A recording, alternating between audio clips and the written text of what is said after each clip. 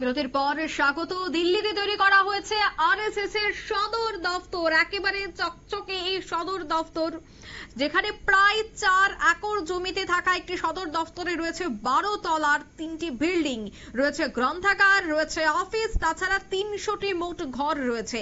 150 কোটি টাকা ব্যয়ে নির্মিত এই স্থাপত্যের জন্য 75,000 মানুষ চাঁদা দিয়েছে বলেই এখনো পর্যন্ত জানা গেছে। যে ছবি দেখা যাচ্ছে তা হচ্ছে আরএসএস এর ঝা চকচকে সদর দফতর।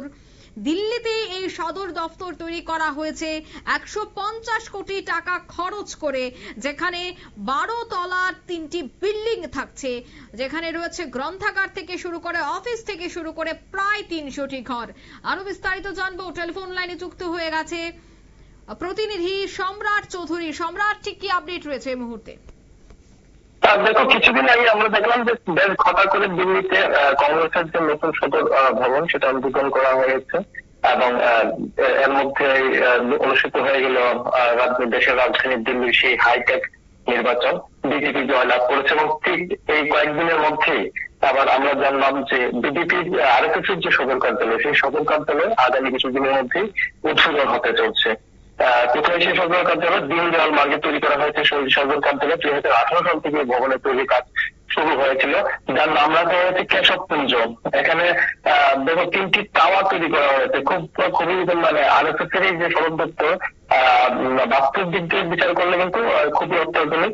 3টি টাওয়ার তৈরি করা হয়েছে, নাম রয়েছে সাধারণ প্রেরণা অর্চনা। এই 3টি টাওয়ার, প্রত্যেকটি টাওয়ারই ধরতলা এবং তার যে ধারণ ক্ষমতা, সেই ধারণ ক্ষমতা কিন্তু মানে অসামান্য। এই ধরনের প্রশাসনিক ভবন খুবই কম রয়েছে দেশের মধ্যে। এই যে ধারণ ক্ষমতা 150 কোটি টাকা ব্যয়ে প্রায় 3.75 একর এলাকায় এই ভবনটি তৈরি করা হয়েছে, যার মধ্যে 300টি ঘর রয়েছে। মধ্যে 300টি ছোটখাটো অফিস তৈরি করা যাবে এই 300 ঘরের মধ্যে, এবং যেখানে 270টি গাড়ি রাখারও ব্যবস্থা কিন্তু রয়েছে। তো এই হচ্ছে আরএসএস এর যে নতুন কার্যালয়, যেটি আগামী কিছুদিনের মধ্যে হয়তো উদ্বোধন করা হবে। রয়েছে 3টি অডিটোরিয়াম, যেগুলি প্রত্যেকটি আসন যে ক্ষমতা প্রায় 1300। মানে তুমি ধরে নিতে পারো আমাদের যে আগরতলা রবীন্দ্র ভবন রয়েছে, এরকম 3খানা রবীন্দ্র ভবন এই গোটা ভবনের মধ্যে রয়েছে। সব মিলিয়ে বোঝাই যাচ্ছে যে আরেকটি তথ্য, এখানে কিন্তু একটি 5 সজ্জার ছোটখাটো যে হাসপাতালও রয়েছে, যে কোনো জরুরি প্রয়োজনে কিন্তু, যেহেতু 300টি ঘর, মানে কয়েক হাজার লোকের সমাবেশ থাকবে এই ভবনের মধ্যে প্রত্যেক দিন। তো স্বাভাবিকভাবে এই ভবনের মধ্যে প্রত্যেকদিন হাজার হাজার লোকের সমাবেশ থাকে, ছোটখাটো অসুস্থ হওয়ার ঘটনা কিন্তু ঘটতেই পারে। সেই বিষয়টিকে সামনে রেখে কিন্তু 5 সজ্জার একটি হাসপাতালও কিন্তু এখানে ছোটখাটো হাসপাতাল রাখা হয়েছে, যেখানে 24 ঘন্টা চিকিৎসক এবং নার্সরা থাকবেন এবং পরিষেবা দেবেন। তো তুমি স্বাভাবিকভাবে বলতে পারছো আরএসএস এর যে সদর কার্যালয়, আরএসএস যে ব্যক্তি, তার মতোই কিন্তু এবার তৈরি হচ্ছে তার এই সদর কার্যালয়। নতুন সদর কার্যালয় তৈরি হয়েছে দিল্লি দীনদয়াল মার্গে। অঙ্কিতা, কবে নাগাদ উদ্বোধন হতে পারে? এখনো পর্যন্ত কি সেই বিষয়টা নিয়ে কোনো কিছু আপডেট রয়েছে? না, দেখো, এই বিষয়ে এখনো কোনো আপডেট নেই। সবেমাত্র দিল্লি নির্বাচন অনুষ্ঠান হওয়ার পরই এই নতুন যে ভবন তার ছবি প্রকাশ হয়েছে। দেখো, এই ছবিগুলি প্রকাশ করা মানে হয়েছে বলতে এরকম না হুট করে হয়ে গেছে। এগুলি খুব পরিকল্পিত ভাবে হয়ে থাকে। এগুলির পিছনে অনেক রকম রাজনৈতিক চাল থাকে।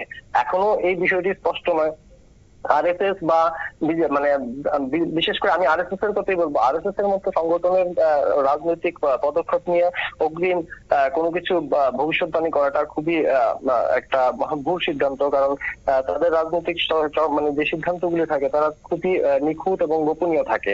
তো এই হট করে এই দিল্লি নির্বাচনের পরেই কেন এই ছবিগুলি প্রকাশ হলো, সেগুলি আগামী দিনে রাজনৈতিক বিশ্লেষকদের মুখ থেকে আমরা জানতে পারবো। বিশ্লেষণ শুরু হয়েছে 2018 সাল থেকে যে ভবনটির নির্মাণের কাজ চলছে, তো প্রায় 7 বছরের বেশি সময় চলছে। তার ছবি এই আজই কেন প্রকাশ হলো সেটা নিয়ে অবশ্য আলোচনা রয়েছে। তো সব মিলিয়ে যে এর পেছনে যে রাজনৈতিক যে গতিবিধি বা অভিসন্ধি, সেগুলি হয়তো আগামী কয়েকদিনের মধ্যে হয়তো আমরা জানতে পারবো। আপাতত এই নতুন ভবনের যে মানে মানে কি বলবো যে সৌন্দর্য, সেটাই আপাতত দর্শকদের জন্য উপভোগযোগ্য। অঙ্কিতা, ধন্যবাদ সম্রাট।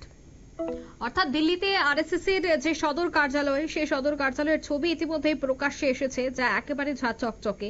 প্রায় 4 একর জায়গা জুড়ে এই সদর দফতরটি তৈরি করা হয়েছে। 150 কোটি টাকা খরচ করা হয়েছে এই সদর দফতরটি তৈরি করার জন্য। নিয়ে নিচ্ছে এই মুহূর্তে ছোট্ট একটি বিজ্ঞাপন বিরতি, সঙ্গে থাকুন।